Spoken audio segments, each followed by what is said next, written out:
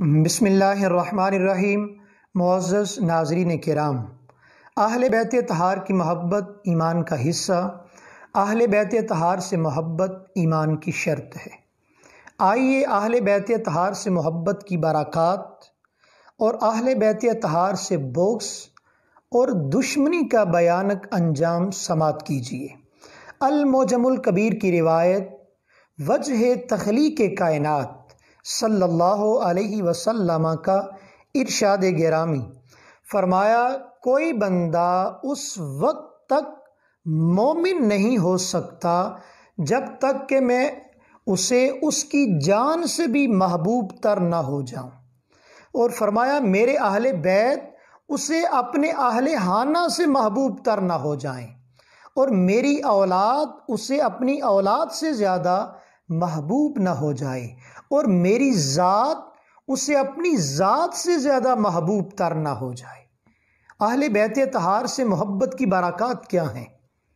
اہل بیت اطہار سے محبت کا فیضان کیا ہے؟ بڑی ہی خوبصورت روایت، المسند الفردوس کی روایت، رسول اللہ صلی اللہ علیہ وسلم نے ارشاد فرمایا، آل محمد کی ایک دن کی محبت پورے سال کی عبادت سے بہتر ہے۔ آئیے اہل بیت اطہار سے محبت کیجیے، آئیے اہل بیت اطہار سے محبت کو دارین کی سعادت سمجھیے۔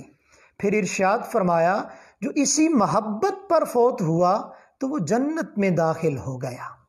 آئیے رسول اللہ صلی اللہ علیہ وسلم کا ارشاد گرامی سماعت کیجیے، اہل بیت اطہار کی اتباع و پیروی ہلاکت اور تباہی اور اختلافات سے حفاظت اور بچاؤ کا یہ ایک مضبوط ذریعہ ہے۔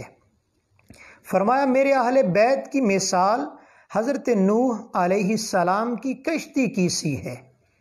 فرمایا جو اس میں سوار ہو گیا وہ نجات پا گیا، اور جو اس سے پیچھے رہ گیا وہ غرق ہو گیا۔